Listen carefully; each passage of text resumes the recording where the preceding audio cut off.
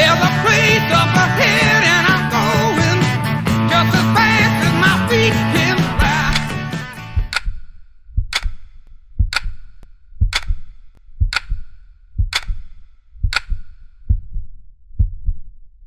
Salut Rally. Bonjour, Bonjour. bienvenue. Merci. Bonjour Rally. Écoute, merci de nous recevoir. Je sais que tu pars dans pas longtemps pour le gros match Boca Juniors Bayern. Est-ce que tu peux te présenter rapidement au grand public? Bien sûr, mon nom est Rally Amrani, j'ai 41 ans, je suis marocain, né à Casablanca et je suis commissaire de match pour la Coupe du Monde des clubs 2025 ici à Miami. Très bien. Donc du coup, là, dans 10 minutes, tu pars pour le match. Départ pour le Hard Rock Stadium pour le match Boca Juniors. Pas mal quand même. Pas mal. Écoute, je sais que tu es pressé, donc on va te laisser finaliser Super. et on se voit au stade. Super. À tout à l'heure.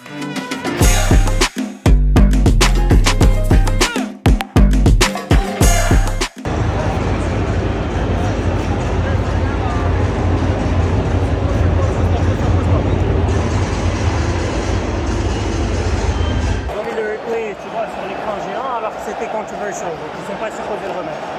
Ensuite, ils ont fait une VAR review, l'arbitre quand il a fait l'annonce, ne pouvait pas entendre le son, tu vois. Donc ça c'est un autre truc. Tout ça, tu le Ça, reportes. c'est des petites choses, ouais, que le commissaire de match reporte généralement. Donc là, j'ai filmé au bon moment. Ouais, c'est tombé à pic. Même si on avait essayé de scripter ça, ça ne serait pas arrivé comme ça. C'est magnifique. Et donc du coup, là, tu es là jusqu'à la 45 minutes et la deuxième mi-temps, tu es sur la pelouse. Deuxième mi-temps, je descends plus près de la pelouse parce qu'au coup de sifflet final, je dois être sur la pelouse au cas où il y a une confrontation ou quoi que ce soit. Ali, ça va? Tu es concentré? Ouais, un petit peu. On t'a laissé dans la chambre d'hôtel, là tu es en plein boulot. Ouais, là, un bon petit Bayern. Boca Juniors. Bayern Boca, tu peux voir l'ambiance incroyable de l'Argentin. Bah écoute, vive du Bayern. Incroyable.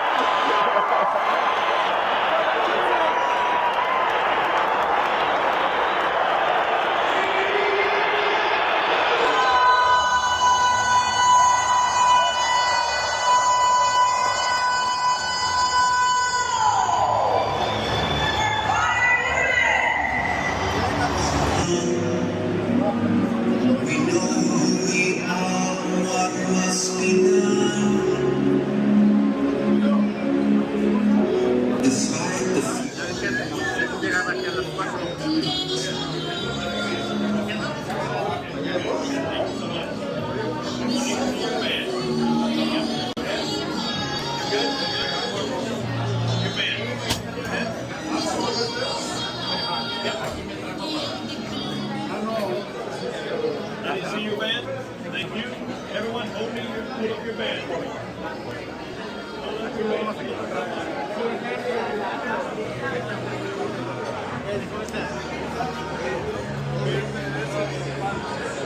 Rally, là c'est la mi-temps, tu dois aller faire le coup d'envoi, c'est ça? C'est la mi-temps, donc en fait, ce qui se passe, c'est que prendre le timing du dernier coup de sifflet au premier coup de sifflet, normalement, il doit y avoir 15 minutes. D'accord. Dans des grands stades comme aux États-Unis, c'est très difficile. Généralement, il y a toujours quelques minutes de retard. Tu vois, là, on est déjà presque à 15 minutes et les joueurs sont à peine en train de sortir. Ok. D'ailleurs, il faut que j'y aille. Ok, bon, on se voit tout à l'heure. Comme ça, tu nous racontes un peu ce que tu fais dans la vie. Avec plaisir. À tout À l'heure. à l'heure.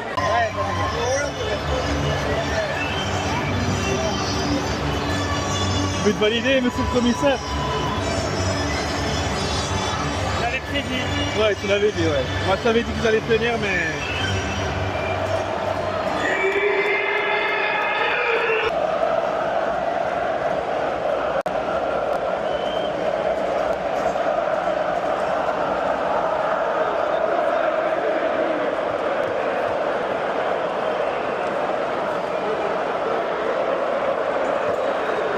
Allez, on est à la Bombonera, là. C'est même pas... Ça, c'est sûr. Tu as déjà fait l'Argentine. J'ai pas pu faire la Bombonera, malheureusement. Mais tu as bossé J'étais sur à quoi? Sainte-Foy. J'étais directeur de match à Sainte-Foy pour les U20 en 2023.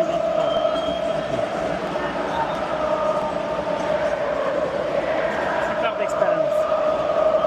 C'était moi qui avais le match Argentine-Nigeria où le Nigeria tape l'Argentine 2-0. C'était en quelle année? 2023. Et 2021, tu étais au JO à Tokyo. 2024 à Paris.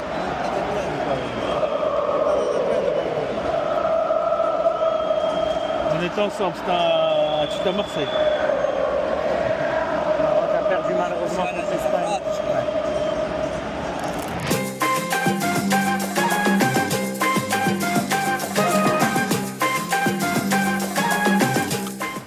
Rally, écoute, hier tu étais dans le feu de l'action, on va dire, mais là c'est beaucoup plus calme le lendemain. Tu peux nous parler un peu de ton parcours et l'histoire? J'ai commencé plutôt dans un cadre typique, je dirais, où je voulais être dans le cadre de la finance. D'ailleurs, j'ai commencé après le sud de la France. Je suis allé à Montréal où j'ai été banquier pendant 100 ans à la HSBC. Et après ça, j'ai décidé de faire le grand saut en fait dans le monde du sport. J'ai vraiment eu le déclic en 2010 en fait, où j'étais parti avec mon frère, Hicham Amrani, on était parti en Afrique du Sud ensemble. Rally, là on se balade sur Miami. Il faut rappeler que toi tu gères le Hard Rock Stadium, c'est ça?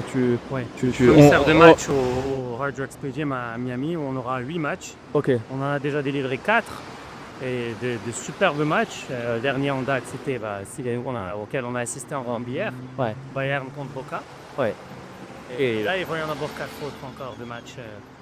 Ça tombe bien, on va revenir plus tard, mais je voulais revenir sur ton expérience au Qatar. Donc tu bosses avec eux depuis 2012, c'est ça? Ouais. Et donc tu as commencé quoi en fait? Tu as fait quoi du coup? J'avais commencé avec eux en tant que Development Officer, qui était un rôle assez junior. Ok. Malgré que je venais de graduer du Master FIFA, parce que pour moi, l'important était vraiment d'entrer dans cette industrie et de commencer avec eux. Et alhamdoulilah, ça s'est très bien passé dès le début. Après, j'ai intégré l'équipe de ce qu'on appelle le Transfer of Knowledge, donc où en fait mon équipe s'occupait d'organiser des programmes d'observation et de savoir pour les différents individus, pour qu'ils aillent en fait sur des tournois internationaux voir on-site ce qui se passe. Donc par exemple en 2014, on avait les gars de sécurité qui sont venus avec nous, les gars de l'hôtellerie, les gars du transport, pour qu'ils voient on-site, tu vois, la réalité d'une Coupe du Monde. J'ai vu ça avec toi au Brésil 2014, j'ai vu ça à l'Euro 2016 avec toi en France, en 2018 en Russie. Donc à chaque fois, les Qataris allaient dans les grosses compétitions pour acquérir l'expérience. Le savoir sur place pour aussi build un peu l'expérience des différentes personnes, parce qu'il y a rien de mieux qu'apprendre. Il n'y a rien de mieux qu'apprendre sur papier, le terrain. sur la réalité du terrain. Parce que sur papier, justement, au contraire, il y a beaucoup de difficultés et de challenges que tu ne peux pas anticiper. D'ailleurs, chaque tournoi avait ses spécificités. Ouais. Et d'ailleurs, juste petite parenthèse, on en reviendra plus tard. Donc le Maroc qui organise la Coupe du Monde 2030 doit faire ce type de... Je pense, à mon humble opinion, et je suis certain qu'ils ont commencé et qu'ils y pensent. D'accord. Bien évidemment. Et ils doivent le faire sur 2026, sur l'Euro 2028, sur... Je pense. Après chaque pays, encore une fois, a ses spécificités.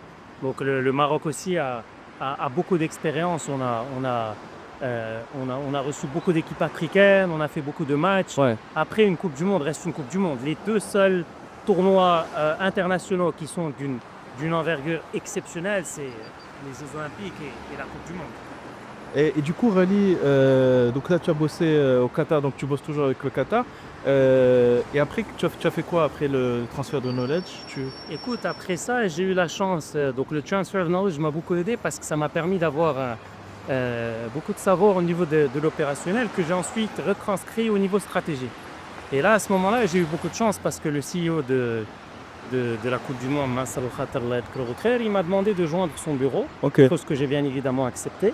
Et en fait, à partir de là, j'ai commencé à avoir vraiment une vision globale des différents projets, des timelines, des différents challenges. Donc ça m'a vraiment donné une perspective exceptionnelle sur le projet. Donc en gros, ce que tu as appris sur l'opérationnel, sur toutes les compétitions, tu as engrangé de l'expertise et tu as rejoint un bureau où il y a la stratégie, où tu étais, je pense, directeur stratégique, c'est ça?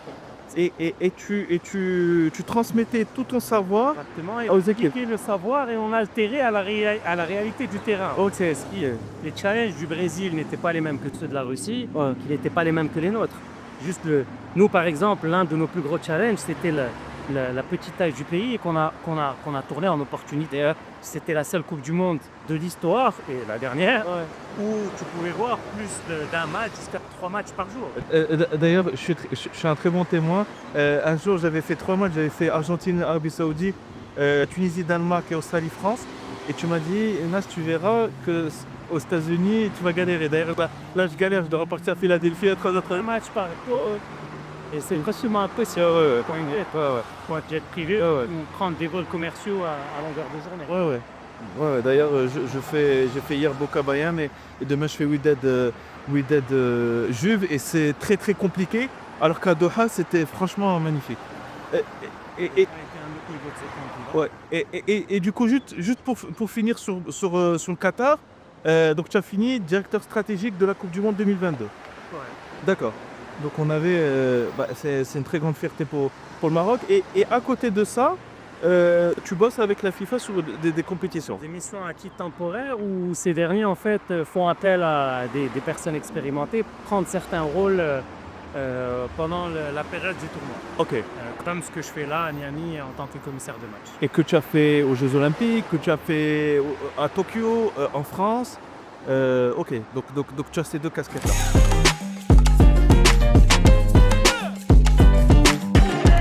Comme toi et moi, on est des amoureux de notre pays. C'est pas de l'option, on est des amoureux de notre pays. Et en plus, il y a cette opportunité avec 2 grosses compétitions internationales qui non seulement vont montrer une belle image du Maroc, mais je pense qu'ils vont permettre une croissance exponentielle du pays. Absolument. Et c'est aussi, tu parlais de la diaspora, mais c'est surtout aussi pour les Marocains. Au Maroc, c'est une opportunité unique de prendre part. Donc j'encourage vraiment tout le monde à y participer. Et il faut y croire. ouais. Vraiment y croire. Ouais. C'est comme tu me disais hier à Boca Bayern, si tu me disais il y a quelques années qu'on bosserait dans le foot aussi, mais surtout que le Maroc serait en demi-finale de la Coupe du Monde, tu me dirais c'est pas possible, tu vois. J'aurais pris pour un fou. Ouais, c'est... J'aurais pris pour un fou. Rally, je sais, je le redis parce que très peu de gens te connaissent parce que tu es très très discret, mais je le redis, tu es une vraie fierté pour les Marocains. Et Findollah, et là, je le redis, maintenant que tu bosses dans le foot et vraiment, je le redis, dans les hautes sphères, il y a plein de jeunes qui voudraient être à ta place. Quel message tu transmettrais à la jeunesse marocaine?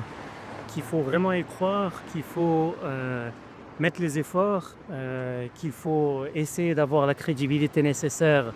Aujourd'hui, il y a beaucoup de cours, il y a beaucoup de cursus qui permettent justement d'acquérir cette crédibilité-là, de vraiment utiliser la Coupe du Monde en 2030 comme un catalyste au développement et comme vraiment une opportunité d'apprendre, parce que Coupe du Monde 2030, Inch'Allah, aura lieu en 2030, donc il faut vraiment utiliser cet événement-là comme un tremplin.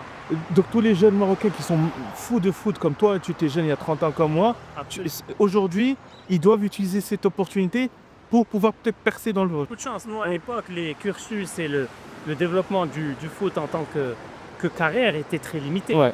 Alors aujourd'hui, on a une Coupe du Monde, on a beaucoup de plateformes, on a beaucoup d'universités. Tu me disais sur les jeunes Marocains qui veulent bosser dans le foot, Oui, c'est une opportunité. il y a beaucoup d'opportunités, il faut y croire. Il faut pas se décourager, il y a vraiment beaucoup d'opportunités, il y a de la place pour tout le monde parce que le tournoi est tellement énorme, il y aura vraiment beaucoup d'opportunités. Et en fait, tu dis qu'un jeune de 18 ans qui veut se lancer dans le football et qui veut un peu suivre ton exemple, et c'est quoi les qualités qu'il faut? Moi, je sais que, moi par exemple, j'ai commencé tout petit et tu le sais, il faut être assez humble pour commencer petit et apprendre tout. Il faut, comme dans tout autre domaine, il faut être passionné, il faut être assidu, il faut travailler fort, il faut savoir aussi prendre certains risques et il faut garder les pieds sur terre et rester concentré sur le bienfait du projet et pas nécessairement sur d'autres choses qui n'ont pas un impact. Et là, encore une fois, on a l'opportunité de montrer de quoi est capable notre pays hors du terrain. C'est une opportunité unique et exceptionnelle. Ouais. Bah, écoute, merci pour le temps que tu nous consacres. Là, je sais qu'on est entre 2 matchs à Miami. C'était un réel plaisir, Rally. Et puis, on se dit à très bientôt. À bientôt.